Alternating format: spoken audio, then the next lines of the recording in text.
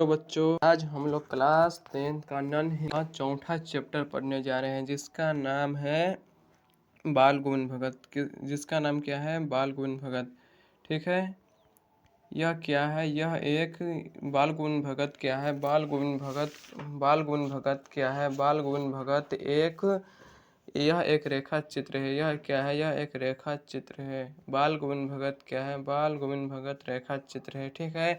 और इसका लेखक का नाम क्या है? और इसका लेखक का नाम है राम वृक्ष बिनपुरी। इसका एक ट्रिक है, राम वृक्ष बिनपुरी। यानी बाल गोविंद भगत कहाँ रहते थे? इसका ट्रिक क्या हो गया? बाल गोविंद भगत कहाँ रहते हैं?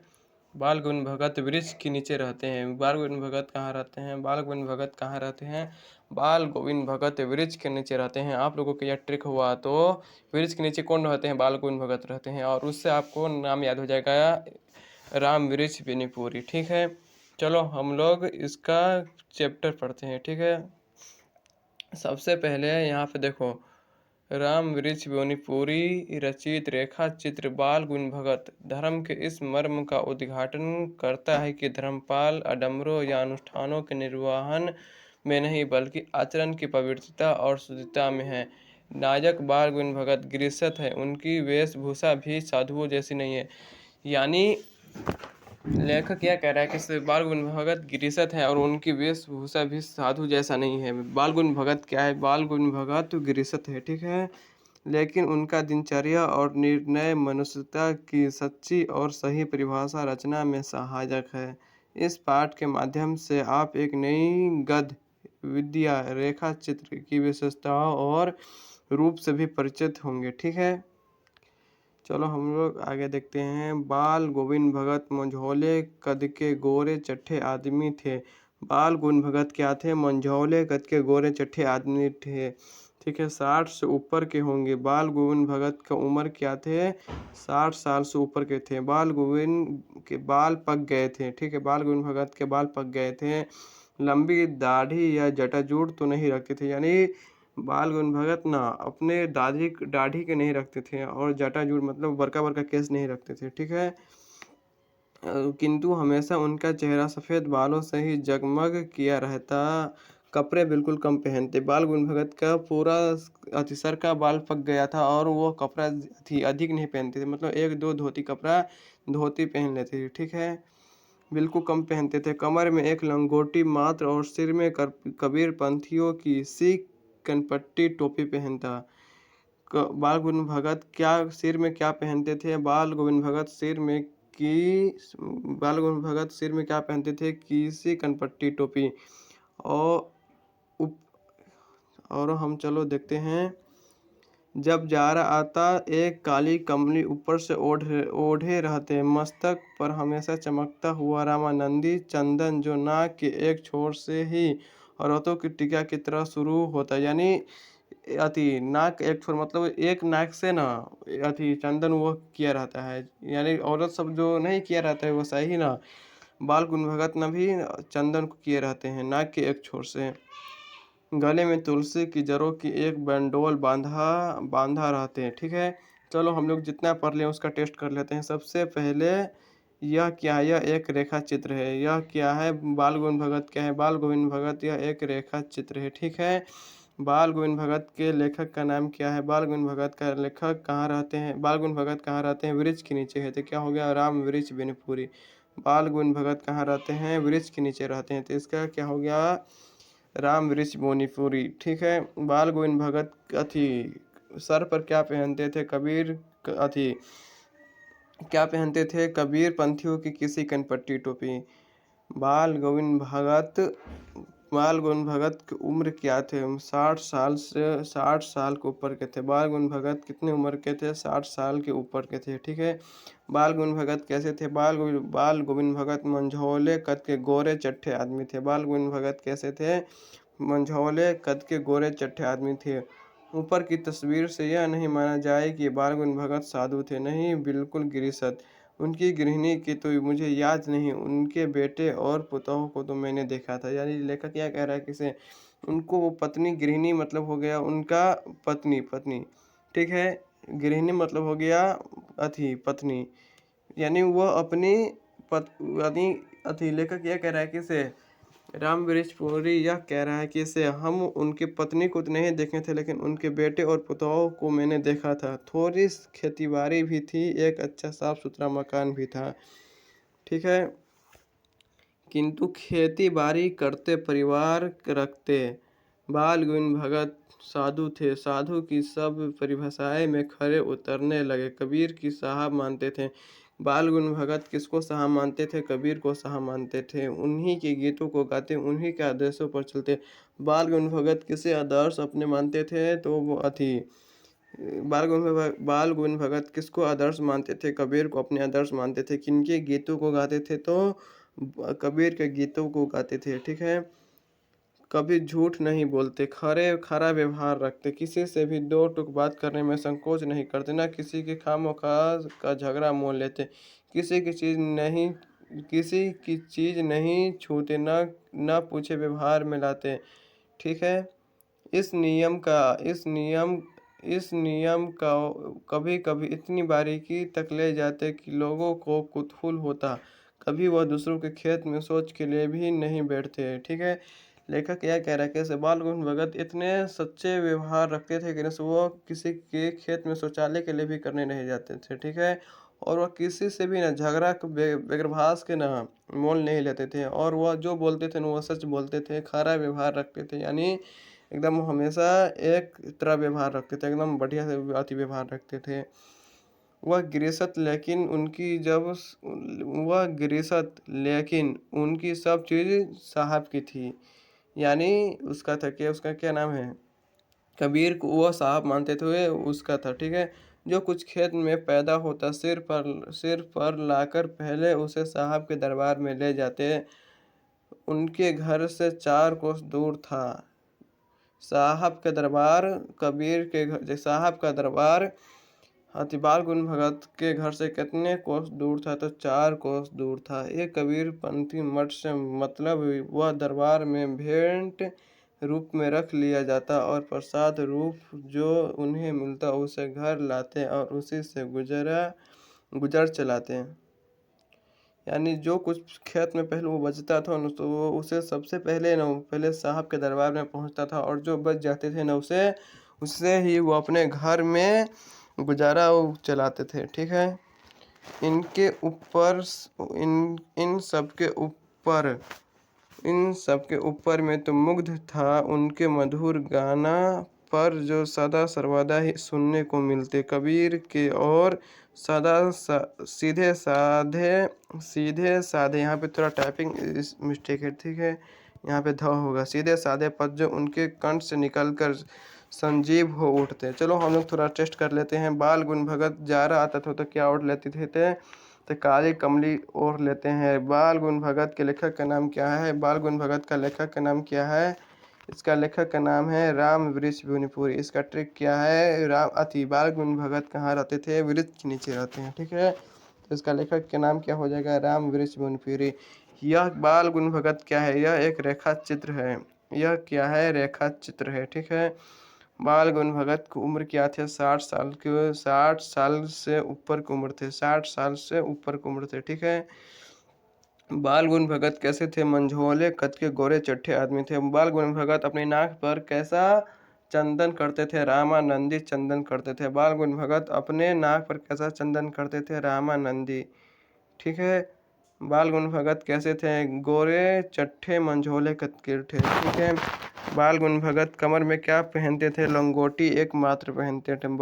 बाल गुण भगत कमर में अपने क्या पहनते थे? एक लंगोटी मात्र। ठीक है, आषाढ़ की रिमझिम है, यानी आषाढ़ एक अति होता है, महीना का नाम होता है हिंदी में। ठीक है, रिमझिम मतलब बारिश होना। ठीक है, समूचा गांव खेतों में उतर पड़ा, कहीं हाल चल रहा है, कहीं रोपनी हो रही है। जब बरसात का मौसम होता है ना तो अति खेत में मतलब अति रोपनी होता है, धान रोपाता रहता है। ठीक है, धान के पानी भरे खेतों में बच्चे उछल रहे हैं, औरतों के कलेवा लेकर मेंठ पर बैठी है। कलेवा मतलब होता है सुबह का भोजन, 10 बजे का भोजन। ठीक है, आसमान बादलों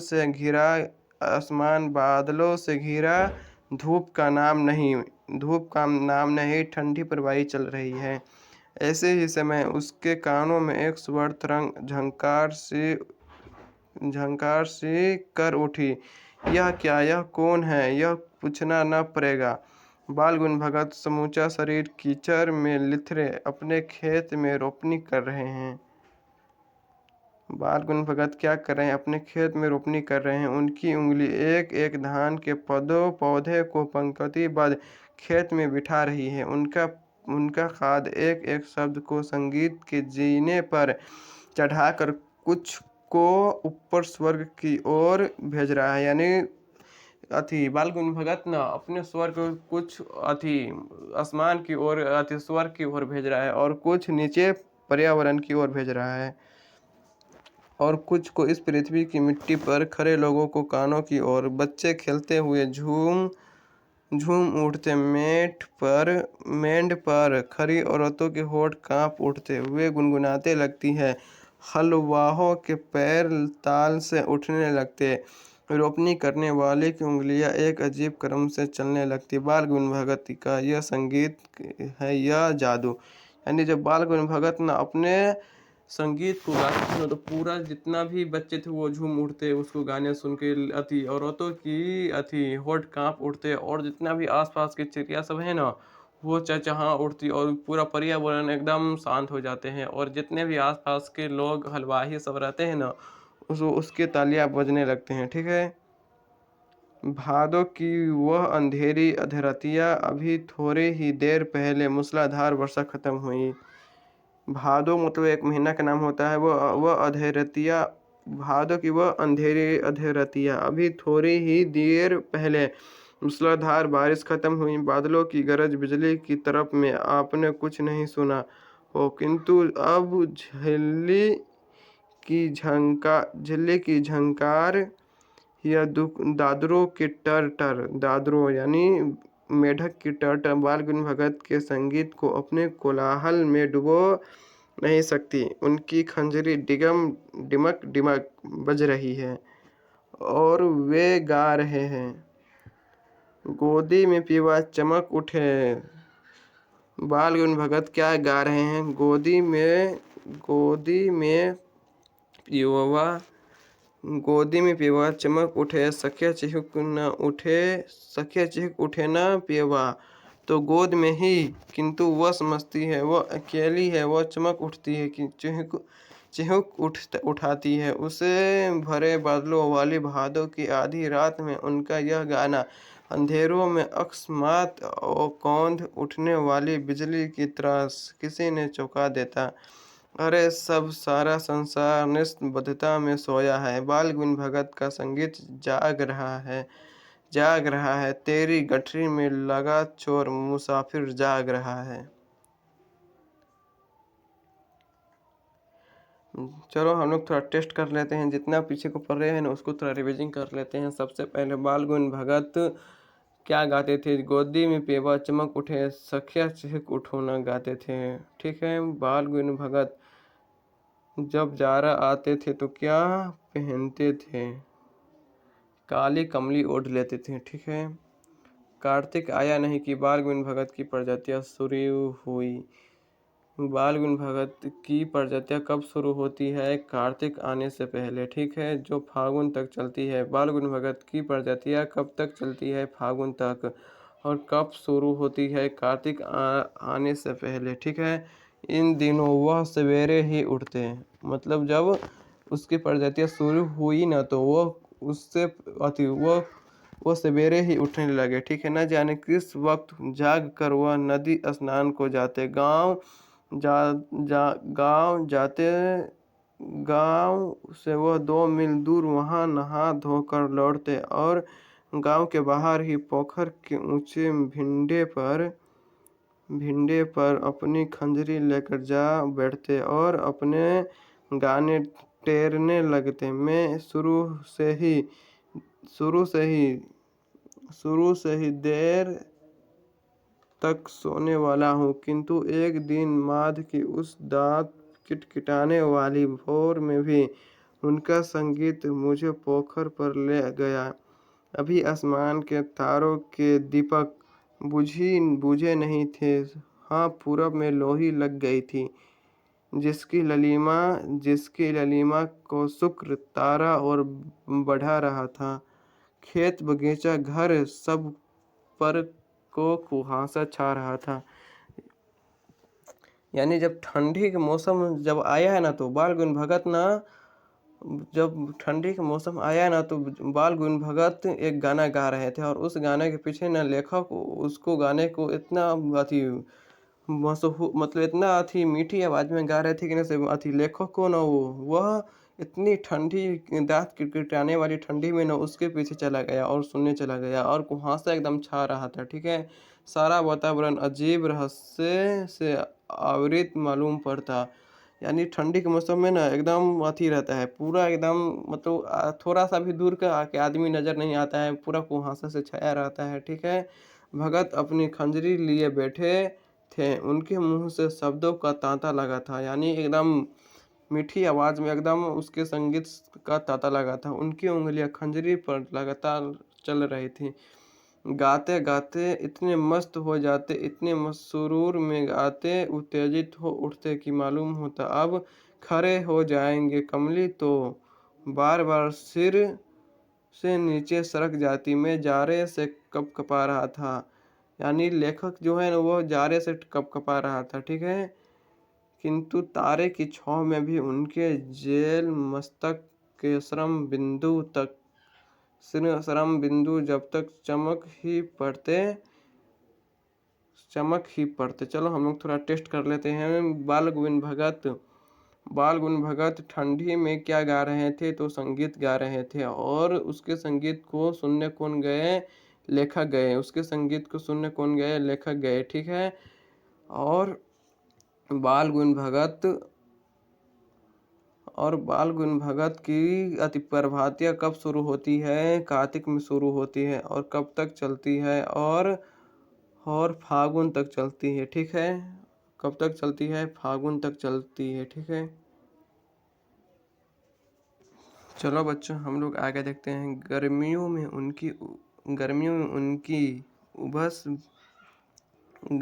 उनकी उबस भरी शाम को भी शीतल कर देती थी।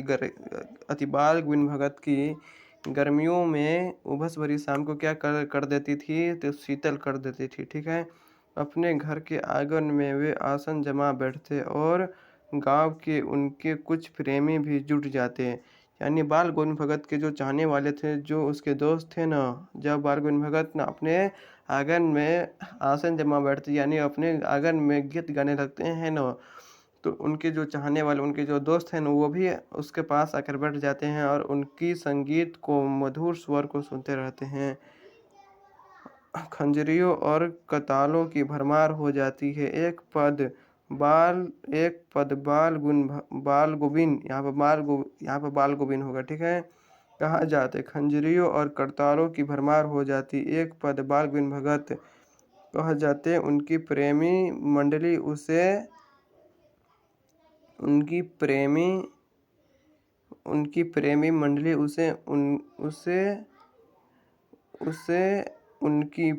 मंडली उसे दोहराती तिहराती। धीरे धीरे स्वर ऊंचा होने लगता। एक एक निश्चित ताल, एक निश्चित गति से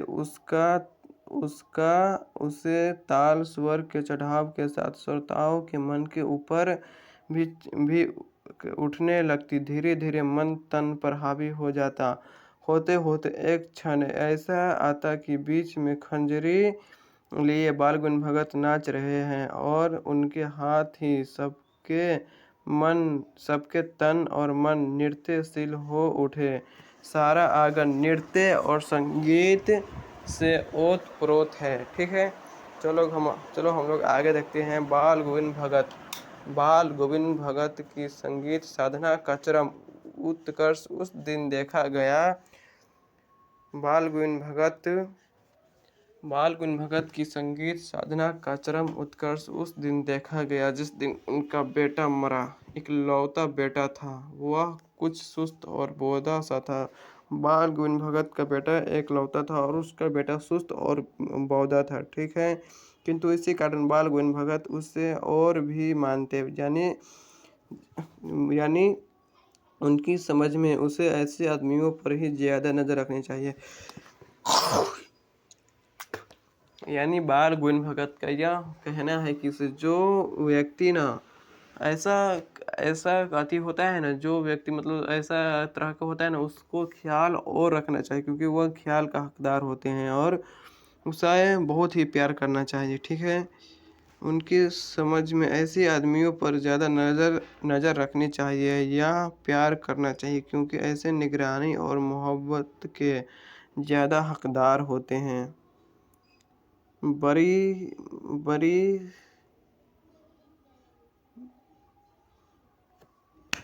क्या कहते हैं इसको, बड़ी साद से उसकी शादी कराई थी, यानी बड़ी धूमधाम से अपने बेटे के शादी कराई थी। पुतौह बड़ी ही सुभग और सुशील थी। बाल गण भगत के पुतौह कैसे थी? सुभग और सुशील मिली थी। घर की पूरी प्रबंधिका बनकर भगत को बहुत ही कुछ दुनियादारी से कति निवृत्त कर दिया था। उनका बेटा बीमार है, इसकी खबर रखने की लोगों को कहाँ फुर्सत, किंतु मौत तो अपनी ओर सबका ध्यान खींचकर ही रहती। हमने सुना बाल गुण भगत का बेटा मर गया। कुतूहल उनका घर गया, देखकर दंग रह गया। बेटी की आंगन में एक चटाई पर लिटाकर एक सफ़ेद कपड़े से ढक रखा है। वह कुछ फूल तो हमेशा ही रोपते रहते। उन फूलों में से कुछ तोड़कर उस पर बिखरा रखे। फूल और तुलसी दल भी सिरहाने एक चिराग जला रखा है। और पुरानी पुरानी कति क्या कहते हैं इसको, तलीनता घर में पुतौह रो रही है, जिसे गांव की स्त्रियों चुप कराने की कोशिश कर रही है, किंतु बाल भगत गाए जा रहे हैं। बाल गुण भगत का जब बेटा भी मरा ना, तो वह अपने संगीत को गाए जा रहे थे। ठीक है, हाँ, गाते गाते कभी कभी पुतौह के नज़दीक भी जाते और उसे रोने के बदले उत्सव मनाने को कहते हैं। आत्मा परमात्मा के पास चली गई, विरहिणी अपनी प्रेमी से जा मिली, भला इससे बढ़कर आनंद की कौन बात। बात में कभी कभी आनंद की कौन बात में कभी कभी सोचता, यह पागल तो नहीं हो गए, किंतु नहीं, वह जो कुछ कह रहे थे उसमें उनका विश्वास बोल रहा था, वह चरम विश्वास जो हमेशा ही मृत्यु पर विजय होता आया है। यानी जब बाल गुण भगत का बेटा मरा ना, तो वह अपने पुतों को कह रहे थे कि मत रो, उत्सव मनाओ, क्योंकि आत्मा परमात्मा के पास चली गई, विरहिणी अपने प्रेमी से जा मिली है, भला इससे खुशी की बात और क्या हो सकता है। और जब बाल गुण भगत का सिर्फ एक ही बेटा था, बताओ बाल गुण भगत कैसा आदमी था। बेटे के क्रियाक्रम में तूल नहीं किया, बेटे की क्रियाक्रम में तूल नहीं किया, पुतौह से ही आग दिलाई। यानी धर्म में नहीं होता है कि सिर्फ हिंदू धर्म के लोग का थी, यानी हर धर्म में हर रंग का अति रीति रिवाज होता है। किसे अति लड़की चाहे औरत अति आग नहीं दे सकते हैं, चिता नहीं दे सकते उसकी, किंतु जो ही श्राद्ध की अवधि पूरी हो गई, वह अपने पुतौह से ही न अपने बेटे की चिता की आग दिलाई, वह खुद नहीं दिया। ठीक है, पुतौह के भाई को बुलाकर उसके साथ कर दिया, यानी उसके साथ भेज दिया, यह आदेश देते हुए कि इसकी दूसरी शादी कर देना। बालगण भगत ने अपने पुतौह के भाई को बुलाकर उसके साथ भेज दिया और यह कहा कि इसकी दूसरी शादी कर देना। इधर पुतौह रो रो कर कहती, मैं चली जाऊंगी तो बुढ़ापे में कौन आपके लिए भोजन बनाएगा। और पुतौह कहती है कि अगर मैं चला जाऊंगा ना, तो आपके लिए, आप बूढ़ा होंगे ना, तो आपके लिए कौन भोजन बना के देगा। आप अगर आप बीमार कभी पड़ जाएंगे तो आपको कौन आपको सेवा करेगा, आपको कौन सब कुछ करके देगा। ठीक है, देगा, मैं पैर पड़ती हूँ, मुझे अपने चरणों से अलग नहीं कीजिए। यह कौन कह रहा है? यह बालगुन भगत की पुतौह कह रही है। लेकिन भगत का निर्णय अटल था, तू जा, नहीं तो मैं इस घर को छोड़कर चल दूंगा। यह थी उनकी आखिरी दलील, और इस दलील के आगे बेचारे की क्या चलती। जब बालगुन भगत के पुतौह नहीं जा रही थी, तो बालगुन भगत यह अपना एक अति दिया ना, क्या कहते इसको, अति निर्णय लिया कि से अगर तू अगर अपना एक दलील लिया, अगर तू अगर नहीं जाएगी ना तो हम इस घर को छोड़ के चला जाऊँगा। वह एक ऐसा दलील था ना, कैसे बाल गंगाधर भगत का यह दलील अटल था। यानी वह अपने दलील से हट नहीं सकती थी, इसलिए ना उसको पुतोहू को ना वो उसके पुतोहू ना चाहकर भी वो घर छोड़कर उसे जाना पड़ा। चलो हम लोग थोड़ा टेस्ट कर लेते हैं। सबसे पहले बाल गोविंद भगत सबसे पहले बाल गोविंद भगत के लेखक का नाम क्या है, इसका ट्रिक हम बताए हैं आपको। अति बाल गोविंद भगत कहाँ रहते हैं? वृक्ष के नीचे रहते हैं, तो क्या हो जाएगा? राम वृक्ष वनपुरी। यह क्या है? यह एक रेखा चित्र है। ये क्या है? रेखा चित्र है, ठीक है। बाल गोविंद भगत की उम्र कितनी है? 60 साल के ऊपर की है, ठीक है। बाल गोविंद भगत कैसा व्यक्ति है? अति गोरे चट्टे मंझोले कद के हैं। बाल गोविंद भगत जब जाड़ा आता था तो क्या ओढ़ लेते थे? काली कमली, ठीक है। बाल गोविंद भगत कैसा चंदन करता था? तो रामानंदी चंदन करता था। कैसा चंदन करता था? रामानंदी चंदन करता था, जो नाक के एक छोर से दूसरी छोर तक हुआ करता था। बाल गोविंद भगत कमर में क्या पहनते थे? एक सिर्फ लंगोटी मात्र पहनते थे। बाल गोविंद भगत के कितने बेटा था? सिर्फ एक बेटा था, और वह उसका बेटा कैसा था? सुस्त था और बोदा सा था, यानी बुद्धि से थोड़ा कम था। बोदा का मतलब होता है बुद्धि से थोड़ा कम, ठीक है। बाल गोविंद भगत की पुतौह कैसी थी? सुभग और सुशील। सुशील मतलब बहुत ही विनम्र दिल का आदमी, ठीक है। बाल गोविंद भगत की पुतौह जब बाल गोविंद भगत अपने बेटे की चिता किससे दिलाई? अपनी पुतौह से दिलाई, ठीक है। लेकिन हिंदू धर्म में अथी लेडीज को चिता दिलाने का नहीं है आदेश, यानी नहीं। अधिकतर व्यक्ति को ना लड़की यानी लेडीज आदमी चिता नहीं देते हैं। चलो हम लोग आगे देखते हैं।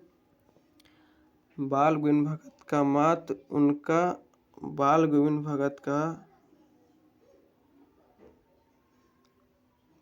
बाल गोविंद भगत का मात उनका अनुरूप हुई। वह हर वर्ष गंगा स्नान करने जाते। स्नान पर उतनी अवस्था नहीं रखते जितना सत्संगम और लोक दर्शन पर पैदल ही जाते। करीब 30 कोस पर गंगा थी, यानी बाल गोविंद भगत के घर से कितने कोस दूर गंगा नदी थी? तो 30 कोस दूर गंगा थी।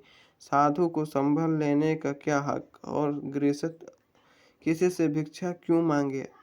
अतः घर से खाकर चलते तो फिर घर पर ही लौटकर खाते। रास्ते भर चलते तो फिर घर पर ही लौटकर खाते।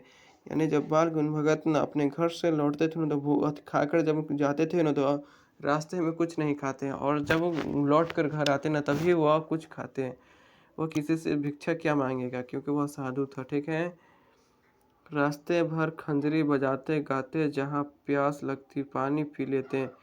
4-5 दिन आने जाने में लगते, किंतु इस लंबे उपवास में भी वह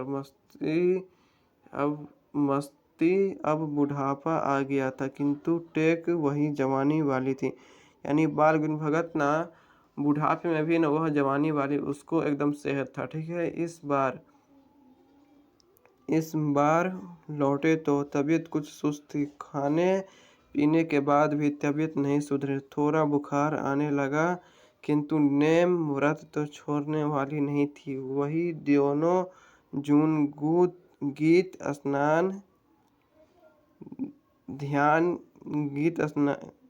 स्नान ध्यान खेती बाड़ी देखना। यहाँ पे थोड़ा टाइपिंग मिस्टेक है, ठीक है।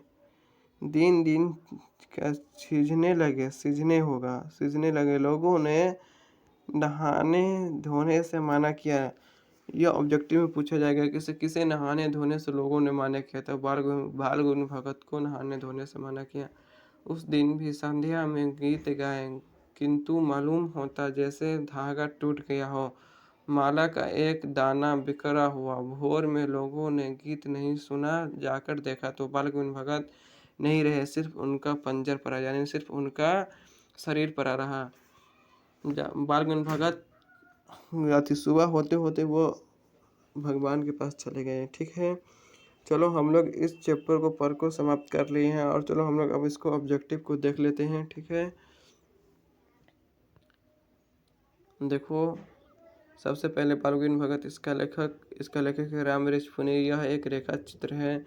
कबीर को साहब मानने वाला पात्र कौन है? कबीर को कौन साहब मानते थे? तो बाल गोविंद भगत मानते थे। बाल गुण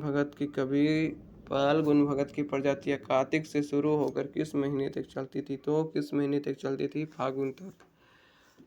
गोदी में पीवा चमक उठे, सखिया जो है कुठोना गाते, कौन गाते थे? तो बाल गुण भगत गाते थे। अपने बेटे के मरने पर बाल गुण भगत क्या करने लगे? गाने लगे।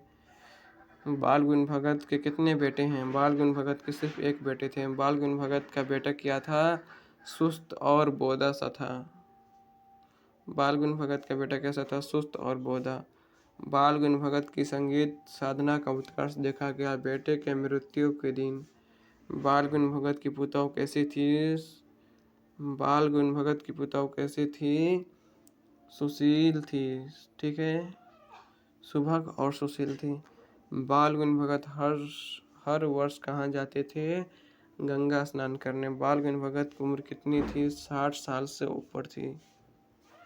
बाल गुण भगत क्या थे? बाल गुण भगत क्या थे? गृहस्थ थे।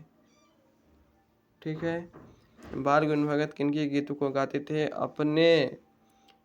बाल गुण भगत किसको गीतों को गाते थे? अपने साहब यानी कबीर को गीतों को गाते थे।